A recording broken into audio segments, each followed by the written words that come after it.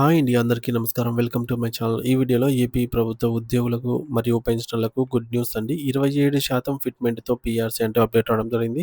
So, దీనికి సంబంధించిన పూర్తి వివరాలు ఈ వీడియోలో తెలుసుకుందాము. వీడియో అయితే ఎక్కడే గాని స్కిప్ చేయకుండా ఎండ్ వరకు చూసేయండి. అప్పుడే ఇన్ఫర్మేషన్ పూర్తిగా అర్థమవుతుంది. అలాగే వీడియో చూస్తున్న ప్రతి ఒక్కరు లైక్ చేయండి ఫ్రెండ్స్. ఈ వీడియోని తోటి ఉద్యోగ, పెన్షనర్ మిత్రులతో అయితే షేర్ చేయండి. కొత్తగా మన ఛానల్ చూస్తున్న వారు ఇంకా ఎవరైనా సబ్స్క్రైబ్ చేసుకోకపోతే వెంటనే మన ఛానల్‌ని సబ్స్క్రైబ్ చేసుకోండి.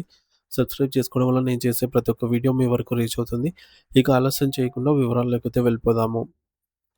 ఫ్రెండ్స్ ఇక విషయానికొచ్చినట్టయితే ఆంధ్రప్రదేశ్ రాష్ట్రంలోని లక్షలాది మంది ప్రభుత్వ ఉద్యోగులు, కష్టపడి పనిచేస్తున్న ఉపాధ్యాయులు మరియు పెన్షనర్లకి సంబంధించి 12వ పీఆర్సీకి సంబంధించి ఒక అత్యంత అద్భుతమైన మరియు చారిత్రాత్మక శుభవార్త అందుతోంది. గత కొంతకాలంగా వేతన సవరణ కోసం ఎదురుచూస్తున్న ఉద్యోగ వర్గాల్లో ఇప్పుడు ఒక కొత్త ఆశ చిగురించింది. దీనికి సంబంధించి ప్రధాన కారణంగా రాష్ట్ర ప్రభుత్వం రేపు నిర్వహించబోయే కేబినెట్ సబ్ కమిటీ సమావేశమే నిదర్శనం. సో, ఈ సమావేశం కేవలం సాధారణ చర్చలకే పరిమితం కాకుండా ఉద్యోగుల భవిష్యత్తును మార్చే కీలక నిర్ణయాలకు వేదికగా కానుంది.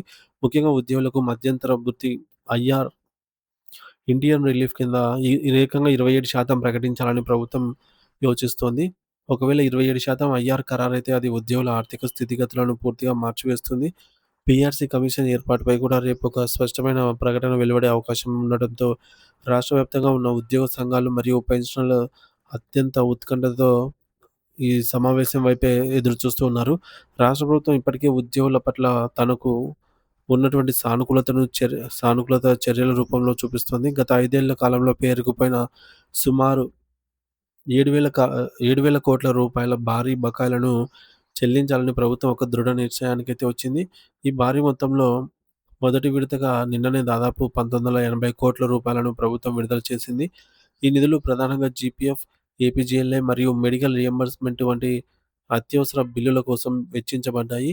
అనారోగ్యంతో ఇబ్బంది పడుతూ మెడికల్ బిల్లుల కోసం వేచి చూస్తున్న వారికి, అలాగే తమ పొదుపు సొమ్ము కోసం చూస్తున్న వారికి ఈ 1980 కోట్ల రూపాయలు ఒక సంజీవనిలా అయితే పనిచేశాయని చెప్పొచ్చు. కేవలం సర్వీస్‌లో ఉన్నవారే కాకుండా పదవీ విరమణ చేసిన వారికి కూడా న్యాయం చేయాలనేదే ప్రభుత్వ ఉద్దేశ్యం.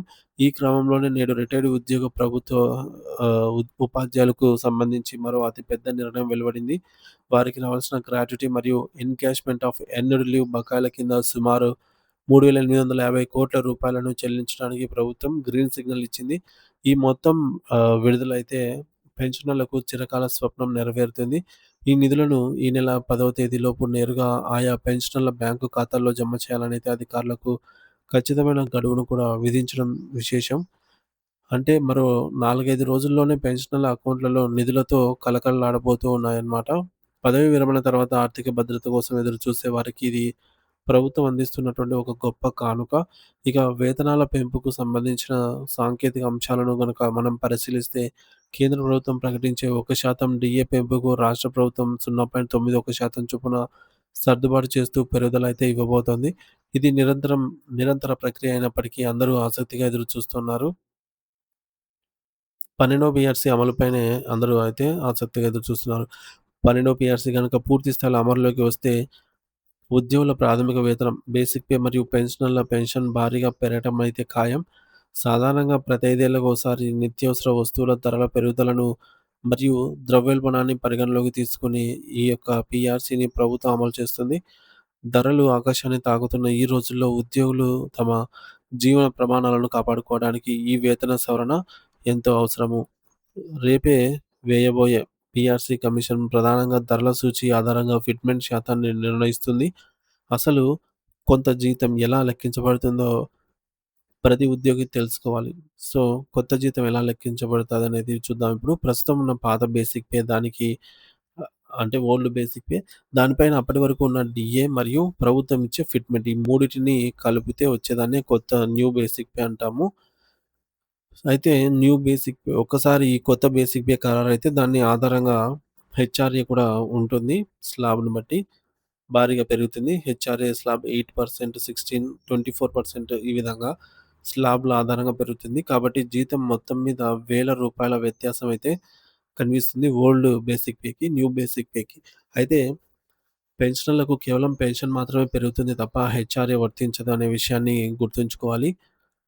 జీతాల పెంపుతో పాటు ఉద్యోగులకు మరియు ఉపాధ్యాయులకు ప్రతి ఏటా వచ్చే పీరియాడికల్ ఇంక్రిమెంట్లు కూడా ఈ కొత్త బేసిక్ పే వల్ల అదనపు లాభాన్ని చేకూరుస్తాయి.